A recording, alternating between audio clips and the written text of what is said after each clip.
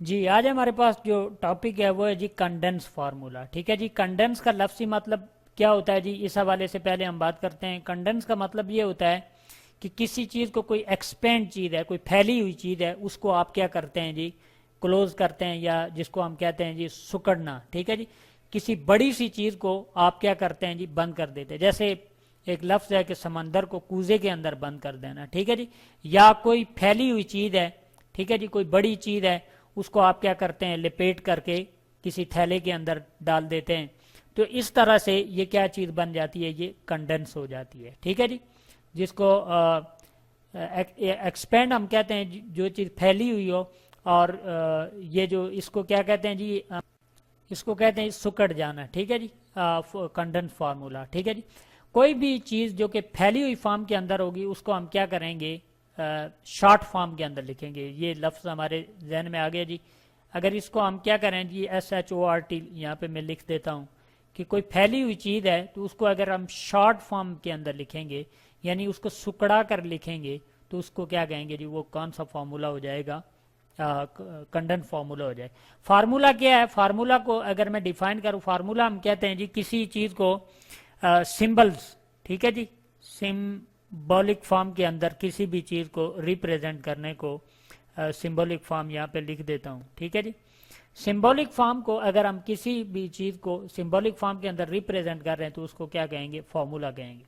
यहाँ पे कुछ फार्मूले लिखे हुए हैं, और एक इसकी एक्सपेंडेड फॉर्म लिखी हुई है और दूसरी उसकी कंडेंस फॉर्म लिखी हुई है। तो इस चीज़ को अगर आप देखेंगे तो आपको समझ आ जाएगी कि कंडेंस फार्मूला हमारे पास क्या होता है। सबसे पहले ये ऊपर लिखा हुआ है जी एक्सपेंडेड फॉर्म। ठीक है जी, मतलब एक्सपेंडेड स्ट्रक्चरल फार्मूला। अब ये CH4 है, एक दरमियान में C है और 4 H इसके साथ अटैच हैं। अब ये लिखना थोड़ा हमारे लिए आसान नहीं होगा, लेकिन इसकी निस्बत अगर हम इसको देखें, CH4, ठीक है जी, एक C है और H4 को इस तरह से हम लिख देते हैं, ये हमारे पास क्या बन गया, कंडेंस स्ट्रक्चरल फार्मूला बन गया।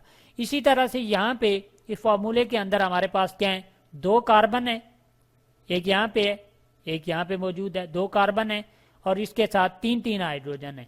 तो इसको हम कार्बन, ठीक है जी, बॉन्ड कार्बन और CH3 हमने, सॉरी H3 हमने इसके साथ लगा दिया। तो ये हमारे पास इस तरह फार्मूला बन गया। इसी तरह से ये एक्सपेंडेड फॉर्म के अंदर हमारे पास फार्मूला मौजूद है। 3 हमारे पास कार्बन है और हर एक कार्बन के साथ कितने कितने हाइड्रोजन अटैच हैं जी, 3 अटैच हैं। ठीक है जी, सॉरी, ये जो 1 2 3 इसके साथ अटैच हैं, 2 इसके साथ अटैच हैं और 3 इसके साथ अटैच हैं। तो इसको अगर आप देखें तो CH3 इसको हमने लिख दिया है, सेंटर वाले के साथ 2 अटैच हैं, लिहाजा इसको CH2 लिख दिया है। इसी तरह CH3 आखिर वाले के साथ इसको भी CH3 हमने लिख दिया। तो ये फार्मूला होता है जी, इसको रिप्रेजेंट करते हैं, मोस्टली हम ये केमिस्ट्री के अंदर यूज करते हैं। अच्छा, इसी से हम क्या करते हैं जी, नाम दे देते हैं। ये जो CH4 है ये हमारे पास क्या है जी, मीथेन है। ठीक है जी, इसी तरह से हमारे पास है जी इथेन, CH3 ठीक है जी, इन 2 का नाम क्या हो गया हमारे पास, इथेन। ठीक है जी, मीथेन के बाद हमारे पास कौन सा फार्मूला आ गया जी, इथेन वाला फार्मूला आ गया। ठीक है जी, और इथेन के बाद हमारे पास 1 2 3 कार्बन आ गए, इसको हम क्या देते हैं जी, प्रोपेन कह देते हैं। तो यानी ये एक टाइप ऑफ जो फार्मूला है, ठीक है जी, जैसे मॉलिक्यूलर फार्मूला है उसके अंदर आप मॉलिक्यूल को रिप्रेजेंट करते हैं, तो इसके अंदर एक्चुअल नंबर ऑफ आप क्या करते हैं जी, एलिमेंट को बताते हैं। अब यानी कार्बन के ये CH4 के हवाले से अगर मैं बात करूं तो इसके अंदर एक हमारे पास कार्बन है, कार्बन की तादाद क्या है, 1 है, और हाइड्रोजन की तादाद हमारे पास क्या है जी, 4 यहाँ पे मौजूद है। तो इससे हमें पता चल जाता है कि एक्चुअल अमाउंट ऑफ जो एलिमेंट है, सॉरी एटम है, ठीक है जी, वो क्या हमारे पास। इसी तरह से यहाँ पे अगर इसको कैलकुलेट करें इथेन को, तो इथेन के अंदर हम देखते हैं कि कार्बन हमारे पास कितने हैं जी, यहाँ पे मैं लिख देता हूँ, कार्बन हमारे पास 2 हैं, जबकि हाइड्रोजन की अगर मैं बात करूं 3 हाइड्रोजन यहाँ है और 3 यहाँ है, तो कितने हो गए जी, 6 हाइड्रोजन हो गए टोटल। तो इसको हम यानी C2H6 भी इसको लिख सकते हैं।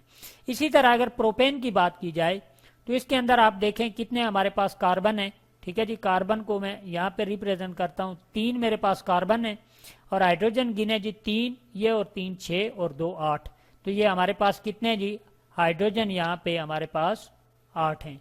तो इस तरह से ये हमें पता चलता है कि एक्चुअल नंबर ऑफ एटम यानी कितने मौजूद हैं एक फार्मूले के अंदर, और ये कंडेंस फार्मूला इसी वजह से लिखा जाता है ताकि हमें एक्चुअल अमाउंट ऑफ एलिमेंट के अंदर एक्चुअल अमाउंट ऑफ जो कंपाउंड के अंदर एटम्स हैं या एलिमेंट्स हैं उनके बारे में हमें इंफॉर्मेशन मिल सके।